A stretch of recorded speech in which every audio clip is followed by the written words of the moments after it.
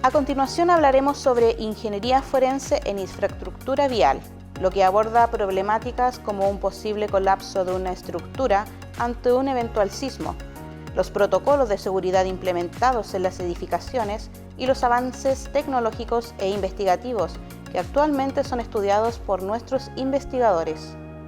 Nos toca en esta oportunidad hablar un tema que quizás a todos los chilenos nos interesa bastante. ¿En qué consiste la ingeniería forense en infraestructura vial? Sí, bueno, primero que todo muchas gracias por la invitación y esta oportunidad de conversar sobre el tema tan contingente que es la ingeniería forense. Normalmente lo que nosotros entendemos de ingeniería forense es cuando ocurre algún tipo de accidente, algún tipo de crimen, ¿cierto?, en el cual lamentablemente una persona fallece. Y ese mismo concepto de la investigación de las causas que llevaron a esa muerte también son trasladadas a nuestra área, a la facultad de la ingeniería, digamos, propiamente tal. Y en este caso sería la estructura que colapsa, la cual va a estar sometida, digamos, a dicho análisis. Entonces, de alguna manera, la ingeniería forense estructural busca las raíces y las causas del colapso o del daño que inhabilita algún tipo de estructura. ¿Cuáles son las herramientas que se utilizarían en este tipo de mediciones o análisis de infraestructuras? Bueno, normalmente en la ingeniería forense busca encontrar evidencias, ¿no?, que no están del todo claras al momento del colapso de una estructura. Y eso entonces abre un abanico muy importante de equipamientos y de técnicas para poder desarrollar esta investigación. Entre esas las podemos catalogar en dos líneas, ¿no? Unas las cuales son cualitativas y que, igual que esta entrevista, se lleva adelante con personas o con análisis de reporte para conocer el hecho, ¿no?, el momento en el cual esa estructura ha colapsado. Y implicaría entonces, por ejemplo, si hablamos del caso de un puente que ha colapsado, conversar con las personas del entorno y obviamente también con especialistas y expertos en el área.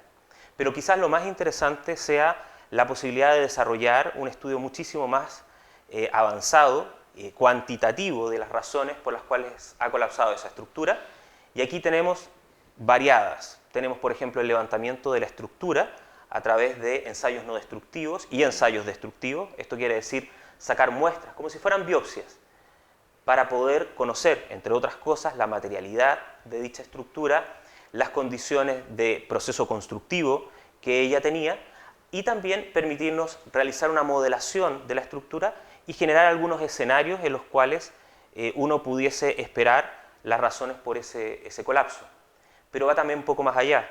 Hoy en día estas técnicas están incorporando aspectos como, por ejemplo, la utilización de drones, la utilización de equipamientos, voy a poner el caso de una estructura que haya colapsado en un río, de poder hacer inspecciones subacuáticas, también la posibilidad de utilizar algo más avanzado como es el tema de la inteligencia artificial para conocer algunos detalles de fisuración o de algún tipo de daño particular de esta estructura.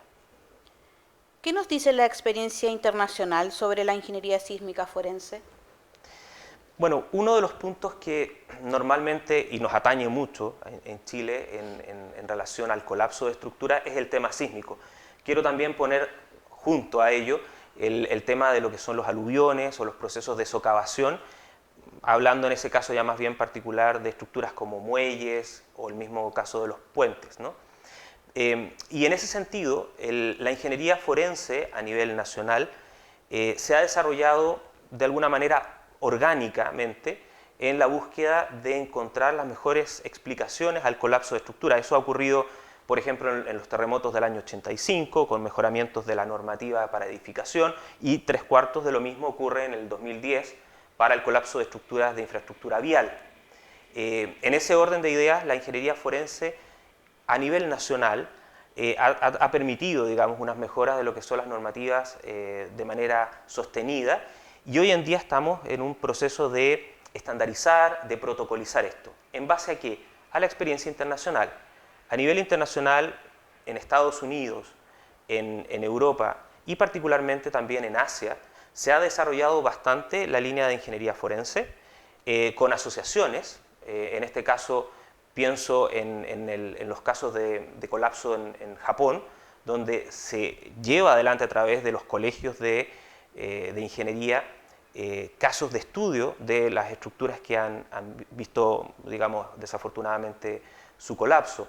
Hoy en día podría yo destacar dos grandes asociaciones que están trabajando fuertemente en este tema de la ingeniería forense estructural, y permítame aquí ser incluso más específico en lo que es infraestructura de obra pública. Una de estas es la PIARC, que es la Asociación Mundial de Carreteras, que ya lleva más de, vamos por el 5º año de trabajo, donde nosotros como escuela estamos allí trabajando en colaboración también con el Ministerio de Obras Públicas, en el desarrollo de recomendaciones y casos de estudio de colapso asociado en este primer estudio con puentes, lo cual permite de alguna manera una recomendación de protocolo, tanto desde la perspectiva técnica, lo que ya les adelantaba de modelación, aspectos de ensayos, entre otros, pero también lo que está asociado con la responsabilidad que nosotros tenemos como ingenieros. Porque, permítanme aquí un pequeño paréntesis, ¿no? La ingeniería forense también tiene esa parte de responsabilidad social, ¿sí? Y es de alguna manera una de las disciplinas de la ingeniería que nos permite más cercano tomar en consideración la importancia y la responsabilidad que tiene hacer buenas obras. Porque el colapso de una estructura, por la razón que ésta sea, puede implicar dos efectos, ¿no? Uno, el daño económico, porque la estructura ha colapsado, lo cual, por cierto, es negativo, pero peor todavía es el daño humano, ¿no? Esto puede ser tanto las heridas o fatalidades, fallecimientos que ello tiene. Y eso nos ha ocurrido y probablemente seguirá ocurriendo, pero el desarrollo de esa disciplina, como lo está haciendo la PIARC o como lo está haciendo la Asociación Internacional de Ingenieros Estructurales y Puentes, que es el IAPSE, apunta en esa dirección. O sea, recoger experiencias de manera tal de que mejoremos nuestras normativas y de alguna otra manera también podamos mitigar y salvar vidas frente a estos eventos. ¿Cuáles son los protocolos implementados en algunas estructuras a nivel nacional? El tema de los protocolos pienso yo que es clave hoy en día para el desarrollo de la ingeniería forense estructural. Podríamos decir, de algunos estudios que hemos estado recabando en información, que formalmente un protocolo como tal, lo quiero asociar principalmente a lo que son infraestructura vial, no se ha llevado adelante dentro de lo que son manuales, ¿no? Como es el caso, por ejemplo, del manual de carreteras. Pero podríamos decir que aproximadamente desde hace unos 5 años atrás, el Ministerio de Obras Públicas, particularmente la Dirección de Vialidad, ha levantado este tema en un programa de 2020-2030, en un plan de mejoramiento estratégico, donde a partir de esta experiencia de la Asociación Mundial de Carreteras, de la PIARC y del IAPSE, han visto la necesidad de empezar a protocolizar ciertas acciones para más que nada tener una estandarización al momento de poder levantar adecuadamente la información y tomar de alguna forma las lecciones aprendidas. Hoy día el protocolo que se está llevando adelante, o al menos en las últimas eventos que han ocurrido, tiene algún germen o semilla en los trabajos que hemos estado desarrollando como Escuela de Ingeniería en Construcción y Transporte. Allí por el año 2019, 2018-2019, propusimos un primer protocolo que levantaba experiencia internacional, como también un levantamiento de los casos partiendo desde el año 2010, más todos los eventos que han ocurrido como desastres naturales el 2015-2017 en la zona de Chañaral, entre otros eventos menores en diferentes zonas del país. Y estos protocolos tienen inicialmente un levantamiento de la información al momento, o sea, cuando ocurre el evento, y esto es desde el acordonar la zona, ¿cierto? El que la información volátil, que es esa persona que vio, esa persona que dio la alarma, o las mismas empresas que estaban trabajando allí, puedan entregar dicha información, más estudios de antecedentes, y también ayuda a protocolizar esto otro que mencionábamos relacionado con qué tipos de ensayo, porque cuando colapsa una estructura hay una oportunidad, o sea, ha colapsado y la oportunidad es ir y recoger esa información. Después, cuando ya la zona, digamos, de afectación ha sido intervenida, lamentablemente ya esa información que nos permita determinar cuál es la causa se ha perdido. Entonces, podríamos decir que hoy día existe un protocolo, se está en un proceso de revisión, se ha puesto en análisis en algunos casos puntuales y esperamos que de una forma colaborativa podamos llegar a sancionar, digamos, un protocolo general que permita estandarizar entonces el colapso de estructura. Profesor, hemos hablado de ciertas colaboraciones entre algunas entidades, lo que también nos dice que existe un trabajo multidisciplinario en todo esto. ¿Podríamos mencionar quizás otras líneas de colaboración entre la PUCB y el MOP? Sí, efectivamente, yo creo que la palabra es precisa, ¿no? Cuando uno habla de ingeniería forense, que es multidisciplinario, o podríamos incluso decir interdisciplinario, ¿no? Porque tiene una línea más bien histórica, ¿no? de recopilación de antecedentes, y una parte muy futura, ¿no? Que es de tecnología. Afortunadamente, nuestra escuela está con convenio de colaboración con la Dirección de Vialidad, y particularmente en el marco de este proyecto estratégico 2020-2030 hay varias disciplinas en las cuales hemos ido aportando en orden a facilitar, digamos, o dar insumos o herramientas que ayuden a la ingeniería forense. Entre ellas podríamos destacar algunas como el desafío de instrumentación y monitoreo del año 2019, donde Puente Seminario, puente aquí en la región, en la zona de El Quisco, Algarrobo, se realizó una instrumentación completa para conocer sus condiciones dinámicas, ¿no? Del comportamiento dinámico, zonas de erosión, como es el tema de las cárcavas. Estuvimos trabajando fuertemente durante ese tiempo, se hizo un levantamiento de información y obviamente esa información, más todo el desarrollo que la Dirección de Vialidad hace por los años, diferentes años, ha llevado, por ejemplo, hoy día a que ese puente vaya a ser repuesto, ¿no? O sea, evitar el colapso y hacer un proceso controlado de demolición y luego una restitución. Otro ejemplo es el trabajo colaborativo que estamos haciendo ahora en lo que es temas de economía circular. En la misma línea, estructura de puente en la zona de la región de Ñuble, puente que está de alguna manera en un programa de demolición, dado que la estructura podría entrar en un colapso, un nuevo puente que se genera, contribuir entonces en la gestión de residuos, la reutilización de materiales, ahí también estamos poniendo bastante atención. Y como ya adelantaba, en la parte de lo que es la gestión y protocolización de este tema. Hay uno adicional, que es la ingeniería forense, nosotros la podemos dividir en dos áreas.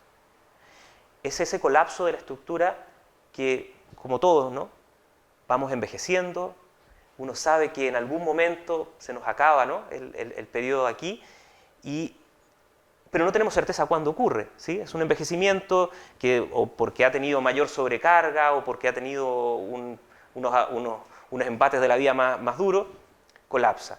Y ese es un estudio puntual que podríamos llamarlo en operación y que funciona muy bien este tema de la instrumentación y funciona muy bien el hacer controles y ensayos no destructivos para conocer su materialidad. Pero por otro lado está ese otro colapso que a lo mejor uno, claro, en el diagnóstico uno lo va a entender, el desastre natural, viene del desastre natural. Pero ¿cuál es la mecánica del fallo? ¿Cómo se articuló ese fallo? Pongo un ejemplo. Una estructura, viene un evento sísmico y colapsa. Ha colapsado, y ahí viene la pregunta forense, ha colapsado porque el material y el detallamiento de esas cepas, de esos columnas, no fueron los adecuados por un proceso constructivo antiguo, y eso llevó entonces al colapso de la estructura, por lo tanto es sísmico, ¿sí? O colapsó sísmicamente, pero nadie se había dado cuenta de que ese suelo, esa mecánica de suelo no era la apropiada, o, poniendo el caso de un muelle, habían algunos procesos de erosión oceánica que socavaron parte de sus fundaciones, y eso más el sismo lo llevó al colapso. Esas dos líneas de ingeniería forense también son importantes de estudiar, y me detengo en la del desastre, es algo que también estamos haciendo como escuela. Desarrollamos un proyecto Corfo bien público, liderado por una profesora de nuestra escuela, y que de alguna manera permitió levantar ciertas alertas de este tipo de desastres que hoy día son parte del abanico, del póker de estudio al momento de hacer la ingeniería forense. Analizando esta situación se nos viene a la mente la tecnología. ¿Cuáles son los avances tecnológicos más relevantes que se pueden evidenciar en la actualidad?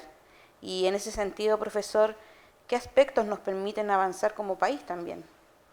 Sí, creo que es muy relevante el tema de la instrumentación, porque cuando uno realiza el estudio de ingeniería forense, uno lo realiza sobre una estructura que ha colapsado. O sea, hay que entenderlo así, ¿no? O sea, cuando hablo de una estructura que no ha colapsado, llamémoslo como el pre-mortem, es el mantenimiento, es el programa de mantenimiento.